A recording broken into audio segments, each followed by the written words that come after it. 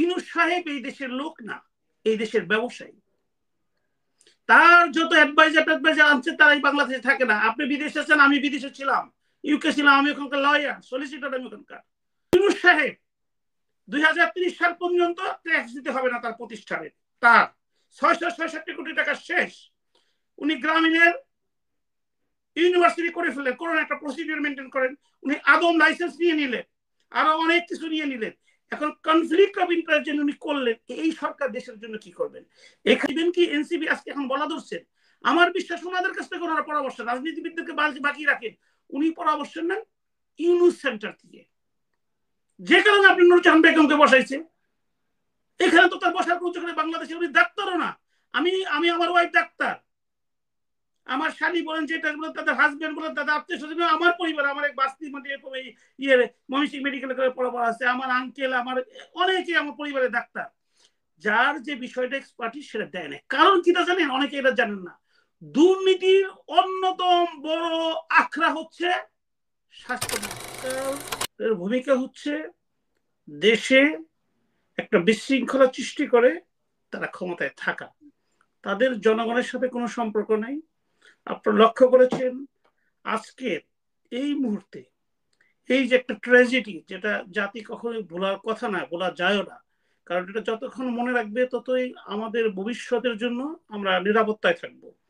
কারণ পৃথিবীর ঘনবসতিপূর্ণ যদি কোনো শহর থাকে সেটা হচ্ছে ঢাকা শহর। সেই ঢাকা শহরে বিমানের প্রশিক্ষণ হবে, প্রশিক্ষণ মানেই সেখানে একটা অ্যাক্সিডেন্ট হতে পারে। এইটা সমস্ত রিস্ক কাউন্ট করতে হবে। আমাদের আফসার সাহেব এখানে আছেন, উনি সাবেক সেনা কর্মকর্তা। এই বিমান বাহিনী বলেন, সেনাবাহিনী বলেন, নৌবাহিনী বলেন, এদের রেসপন্সিবিলিটি কিন্তু কোনো সিভিলিয়ানের না, দ্যাট মিনস স্বরাষ্ট্র মন্ত্রণালয়ের না। কিন্তু এটা সমস্ত দায়িত্ব হচ্ছে ডিফেন্স মিনিস্টারি। এখন যে আমাদের জাতীয় নিরাপত্তা উপদেষ্টা আছেন জনাব খলিলুর রহমান, যিনি মাননীয় চিফ জাস্টিস, চিফ অ্যাডভাইজারকে অ্যাডভাইস করবেন, সেইখানে এইরকম একটা ঘটনা ঘটে গেল। আমরা দেখলাম আমাদের জনাব ডক্টর ইউনূস সাহেব মাওলানার ভূমিকায় পতিত হলেন। এই যে মাওলানার ভূমিকায় সবার জন্য দোয়া করলেন, মাগফিরাত কামনা করলেন, এটা প্রত্যেকের দায়িত্ব। কিন্তু যখন আপনি দায়িত্ববান হবেন, সেটা এইটা আপনার দায়িত্ব না। আপনার দায়িত্ব হচ্ছে ইমিডিয়েটলি যারা ভুক্তভোগী পরিবার, তাদের আপনি কি করবেন, কিভাবে তাদের ব্যবস্থা করবেন, তাদের সান্ত্বনার চেয়ে তাদের কার্যকরী ব্যবস্থা গ্রহণ করতে হবে। অন্যদিকে হচ্ছে সমস্ত জাতি যেখানে বিহম্বল হয়ে গেছে, সুখে শোকাহত, যারা বেঁচে থাকবে, যারা আমাদের ভবিষ্যৎ, যারা এই সোনার বাংলা গঠন করবে, তারা এই কোমলমতি ছেলেগুলো মারা গেছে। আপনার আমার এখানে যারা আছে সকলের সন্তান আছে। আমাদের সন্তানের দিকে আমি বেসিক্যালি তাকাইতে পারি না, আমি ঘুমাইতেও পারি না। আমার বাচ্চাটা অটিস্টিক, আমার ছেলে ঘুম, আমি যতবার দেখি তখন মনে হয় ওই যে ছেলেটা দৌড়াচ্ছিল অগ্নি দগ্ধ হয়ে, ওর কথা কেন যেন আমার মনে হয় যে আমার ছেলের মতো ওর চেহারা। বিষয়টা ওনার যেভাবে ওনারা বললেন সেটা না, সেখানে দায়িত্ব ছিল হচ্ছে স্বাস্থ্যমন্ত্রী।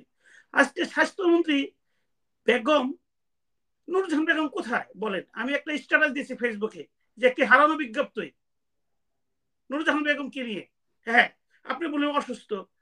যেখানে একটা ইন্টারিম গভর্নমেন্ট পলিটিক্যাল গভর্নমেন্টের বাইরে আসছে, যারা ইন্টারিম গভর্নমেন্টে গঠন করেছে তারা বলতেছে যে নির্বাচিত গভর্নমেন্টটা দূষণ, তারা একটা মাফিয়া। আজকে বলেছেন ফরহাদ বাজার। তাহলে ইন্টারিম গভর্নমেন্টে আপনাকে কিছু চমক দেখাতে হবে, যেটা পলিটিক্যাল গভর্নমেন্টের পক্ষে সম্ভব না।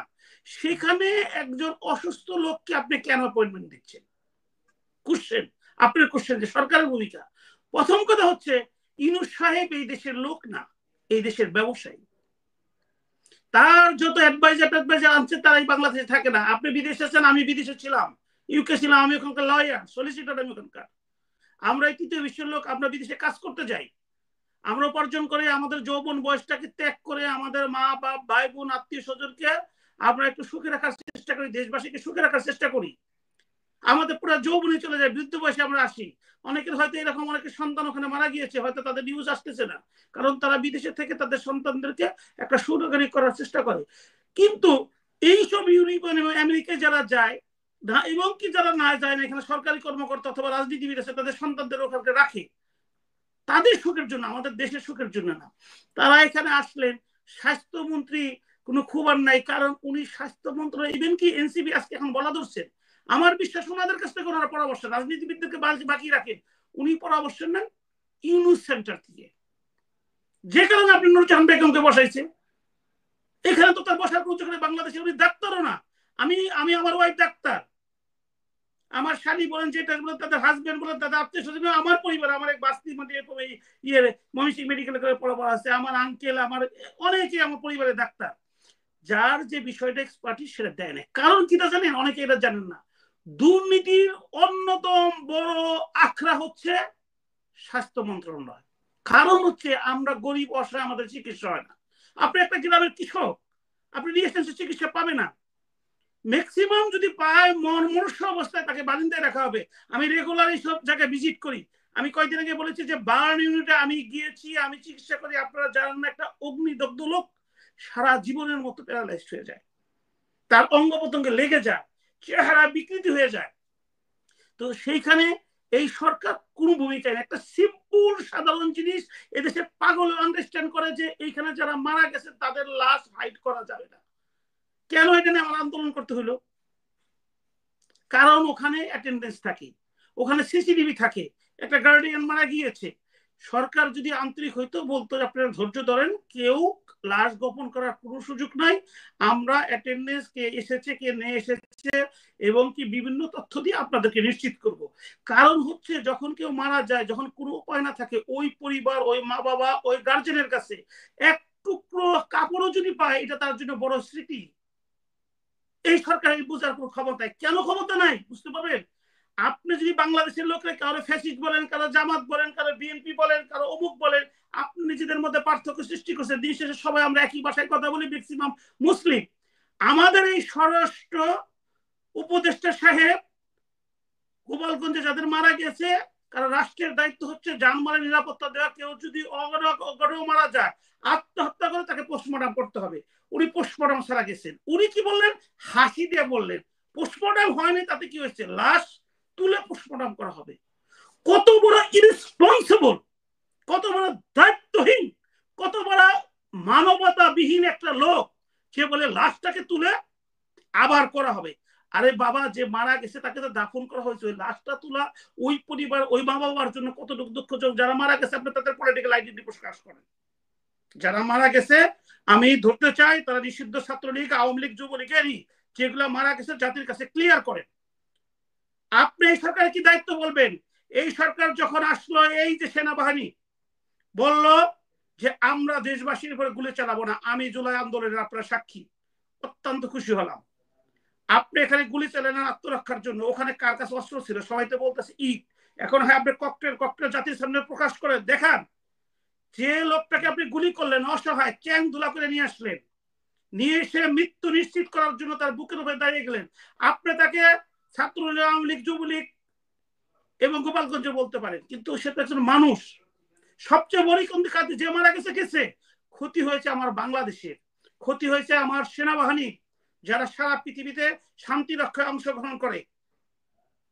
এই যে তারা মানবতাহীন, দায়িত্বহীন একটা দেশবাসীর উপর চ্যাংদোলা করে নিয়ে এসে গুলি খাওয়া একটা লোককে মৃত্যু নিশ্চিত করার জন্য বুকের উপর পা দিয়ে ঢুলতেছে, সারা পৃথিবী দেখছে। আপনি এটার জবাব কোথায় দিবেন? ইউনূস সাহেব 2030 সাল পর্যন্ত ট্যাক্স দিতে হবে না তার প্রতিষ্ঠানে, তার 666 কোটি টাকা শেষ। উনি গ্রামীণের ইউনিভার্সিটি করে ফেললেন, কোন একটা প্রসিডিউর মেনটেন করেন। উনি আদম লাইসেন্স নিয়ে নিলেন, আরো অনেক কিছু নিয়ে নিলেন। এখন কনফ্লিক্ট অফ ইন্টারেস্ট যেন উনি করলেন, এই সরকার দেশের জন্য কি করবেন? এখানে যেটা আমরা আশা করেছিলাম যে একটা ফ্যাসিস্ট দীর্ঘদিন এই ক্ষমতায় থেকেছে, খালি বলেছে আমাদের ভাগ্য উন্নয়ন, ভাগ্য উন্নয়ন, ভাগ্য উন্নয়ন করেছে।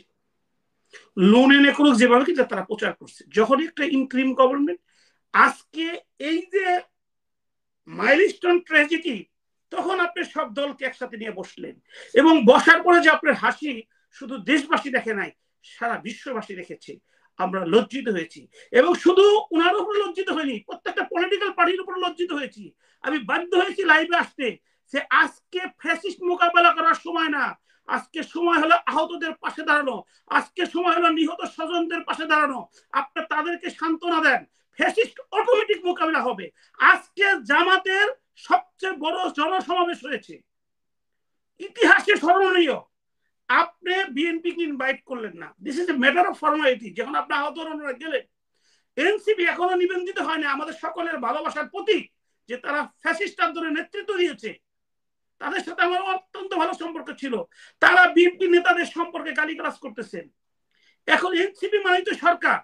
আপনি যদি বিএনপির মতো একটা সংগঠনকে গালিগালাজ করেন, আপনি কাকে নিয়ে ফ্যাসিস্ট মোকাবেলা করবেন? এখন অসহায় হয়েছি আমরা সাধারণ যারা মানুষ, আমরা